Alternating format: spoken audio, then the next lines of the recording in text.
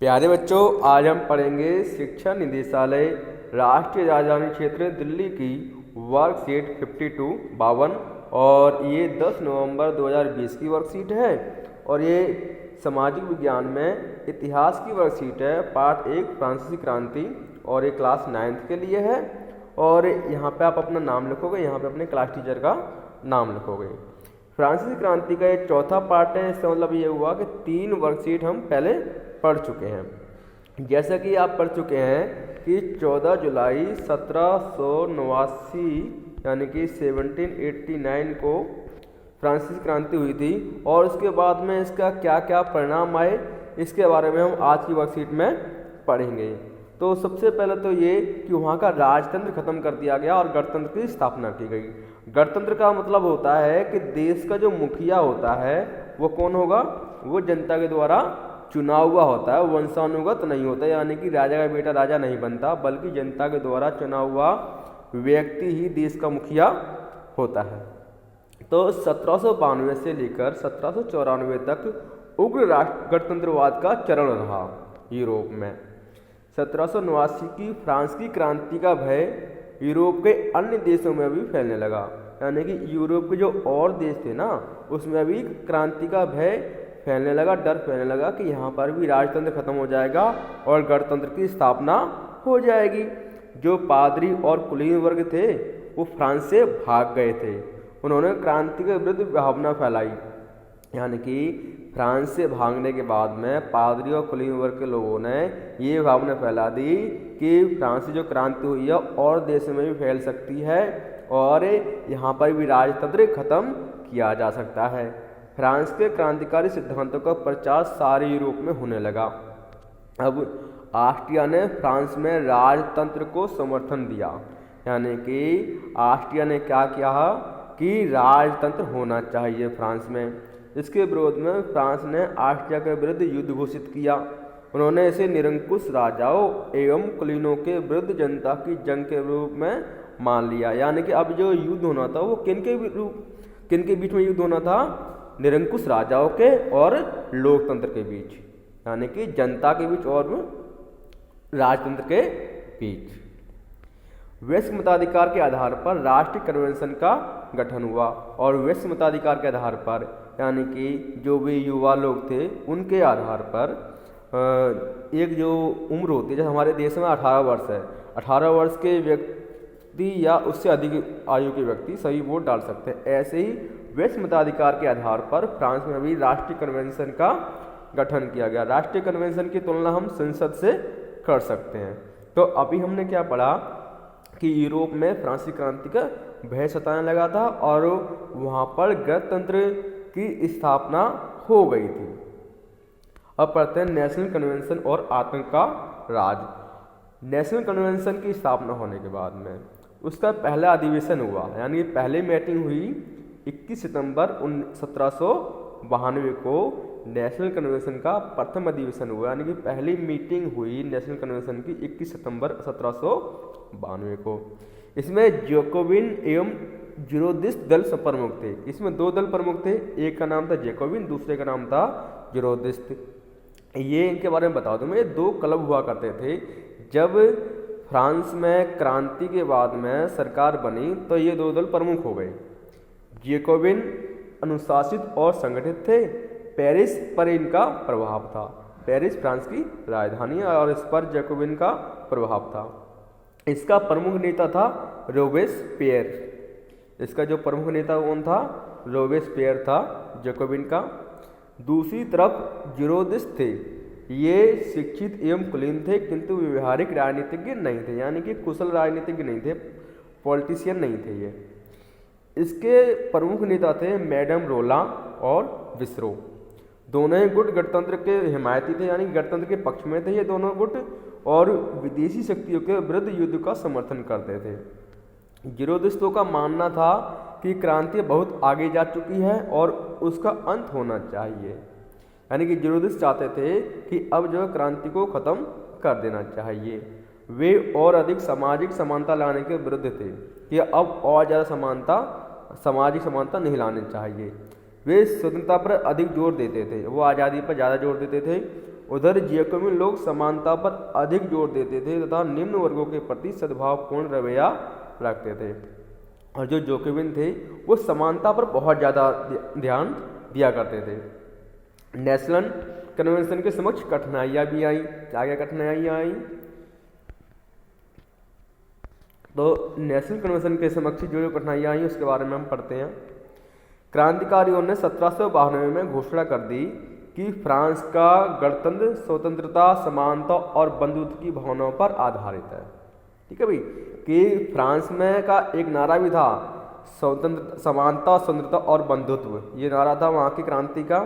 और 1792 में क्रांतिकारियों ने ये घोषणा भी कर दी कि फ्रांस का जो गणतंत्र होगा वो क्या होगा, समानता पर, स्वतंत्रता पर और बंधुत्व यानी भाईचारे पर आधारित होगा। इस घोषणा से यूरोप के निरंकुश शासक भयभीत हो गए। जो निरंकुश शासक थे, राजा थे, वे भयभीत हो गए। अब फ्रांस की क्रांति फ्रांस की न होकर पूरे यूरोप की हो गई। अतः यूरोपीय देश क्रांति के प्रसार को रोकने के लिए एकजुट हो गए। अब यूरोप के सारे देश क्या हो गए, इकट्ठे हो गए, एक साथ हो गए। और इंग्लैंड, हॉलैंड, ऑस्ट्रिया, प्रसा के एक गुट का फ्रांस के विरुद्ध निर्माण हुआ। यानी कि इन सब देशों ने मिलकर एक गुट बना लिया और फ्रांस के वे खिलाफ हो गए। इस गुट ने कई जगहों पर फ्रांस को पराजित किया, यानी कि फ्रांस से युद्ध किया और वहाँ पर फ्रांस हार भी गया। नेशनल कन्वेंशन ने एक प्रस्ताव पारित कर राजतंत्र को समाप्त कर दिया और गणतंत्र की स्थापना की। नेशनल कन्वेंशन ने क्या किया, राजतंत्र को तो खत्म कर दिया एक प्रस्ताव पारित करके और गणतंत्र की स्थापना कर दी। राजतंत्र का मतलब तो आप जानते ही हो कि राजा का बेटा राजा बनता है, यानी कि वंशानुगत शासन होता है।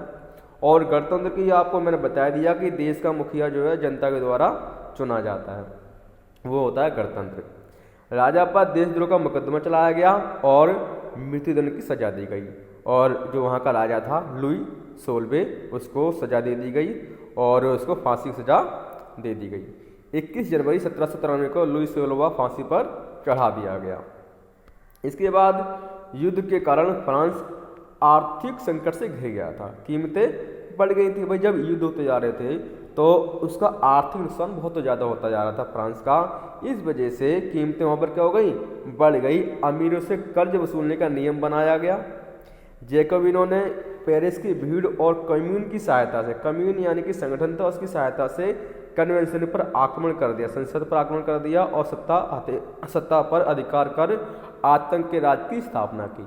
आतंक का राज क्यों कहा जाता है, क्योंकि इसमें बहुत कठिन निर्णय लिए गए थे, है ना। और आतंक के राज की स्थापना के साथ ही फ्रांस एक बार पुनः अव्यवस्था का शिकार हुआ। रोबेस्पियर के नेतृत्व में इसकी स्थापना की गई और आतंक राज की स्थापना रोबेस्पियर के नेतृत्व में की गई। इसमें क्रांतिकारी जन सुरक्षा की स्थापना की गई थी और जो कोई जैकोबिन के विरुद्ध काम करता था उसे मृत्युदंड दे दिया जाता था, उसको गिलोटिन पर चढ़ा दिया जाता था।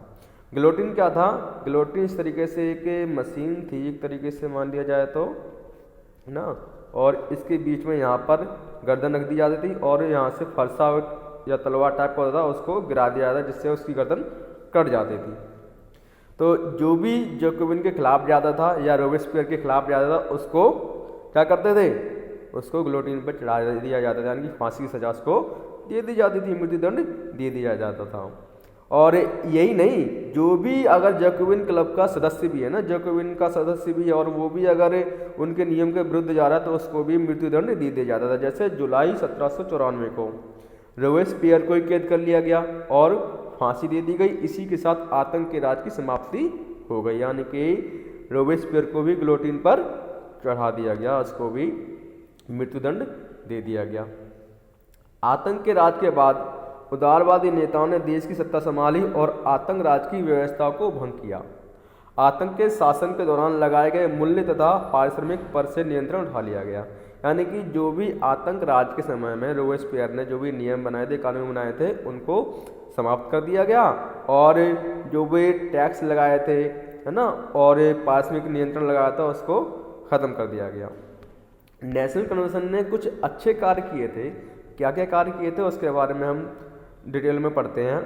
नेशनल कन्वेंशन के कार्य, पहला, राष्ट्रीय शिक्षा नीति अपनाई गई और फ्रेंच को राष्ट्रभाषा घोषित किया गया। यानी कि एक देश की पूरी शिक्षा नीति का नियम बनाया गया और फ्रेंच को राष्ट्रभाषा घोषित किया गया फ्रांस में। गुलामी प्रथा समाप्त कर दी गई, है ना, गुलामी प्रथा समाप्त कर दी गई और ऋण न चुकाने पर जेल भेजने संबंधी कानून समाप्त किए गए। सबसे बड़े पुत्र को ही उत्तराधिकार देने का कानून समाप्त किया गया, यानी कि सबसे बड़ा पुत्र था उत्तराधिकार उसको मिलता था कि राजा का बेटा जो राजा बनेगा, इस कानून को समाप्त कर दिया गया। राजतंत्र को समाप्त करके गणतंत्र की स्थापना की गई और एक नया पंचांग लागू किया गया, यानी कैलेंडर बनाया गया 22 सितंबर 1792 से। माप तोल की एक नई पद्धति ग्राम, लीटर, मीटर शुरू की गई, यानी कि पूरे देश में एक ही पद्धति चलने लगी तोल की, ग्राम में, लीटर और मीटर में। कालाबाजारी रोकने के लिए राशनिंग व्यवस्था लागू की गई, जिससे भुखमरी पर नियंत्रण पाया गया। मुआवजा देने की नीति समाप्त कर दी गई। आयकर और युद्ध कर भी लगाया गया, यानी कि इनकम टैक्स भी लगाया गया और अगर युद्ध होता है तो उस पर भी कर लगाया गया। अब बच्चों ये थी आज की वर्कशीट। अब इसमें प्रश्न दे रखे हैं 4, इनके आंसर आपको लिखने हैं। तो बच्चों पहला प्रश्न है, फ्रांसीसी क्रांति से अन्य यूरोपीय शासक क्यों परेशान थे? यानी कि फ्रांसीसी क्रांति से जो यूरोप के और जो शासक थे, देश थे, वो क्यों परेशान थे, भयभीत थे? तो सबसे पहला कारण तो ये था कि पूरे यूरोप में क्रांतिकारी विचारों का प्रसार होने लगा था। कुलीन वर्ग को अपने अधिकार छीने जाने का भय था। फ्रांसीसी क्रांति के बाद शासक वर्ग भी लोकतंत्र के कारण गद्दी जाने से भयभीत थे, यानी कि जो भी राजा थे वो अपनी गद्दी जाने से डर रहे थे कि अब लोकतंत्र आ जाएगा और हमें अपनी गद्दी यहाँ से छोड़नी पड़ेगी। दूसरा प्रश्न है, रोबेस्पियर कौन था? तो रोबेस्पियर जैकोबिन दल का प्रमुख नेता था, जो क्रांति के बाद जैकोबिन सरकार का प्रमुख भी बना, यानी कि नेता ही बना जैकोबिन सरकार का। तीसरा प्रश्न है, आतंक का राज क्या था? आतंक का राज रोबेस्पियर के 1793 से 1794 के काल को आतंक का राज कहा जाता है। इस समय के दौरान जैकोबिन सरकार के विरोधियों पर बहुत से अत्याचार किए गए। इस दौरान हजारों लोगों को मृत्युदंड भी दिया गया, यानी कि जो भी जैकोबिन के खिलाफ थे उनको दंड दिया जाता था, मृत्युदंड। चौथा प्रश्न है, नेशनल कन्वेंशन के कौन कौन से महत्वपूर्ण कार्य थे? नेशनल कन्वेंशन ने क्या क्या कार्य किए? तो फ्रेंच भाषा को राष्ट्रभाषा घोषित किया गया, दास प्रथा समाप्त कर दी गई नेशनल कन्वेंशन के द्वारा, कालाबाजारी रोकने के लिए नई राजनीतिक व्यवस्था भी शुरू की गई, फ्रांस में राजतंत्र को समाप्त करके गणतंत्र की घोषणा की गई और फ्रांस में नाप तोल के नए नियम, यानी कि नए पैमाने लागू किए गए, जैसे मीटर, लीटर और ग्राम इत्यादि। तो बच्चों ये आज की वर्कशीट थी, इसके प्रश्न उत्तर अपनी कॉपी में लिखिए और अपने व्हाट्सएप ग्रुप पे शेयर कर दीजिए। Thank you for watching.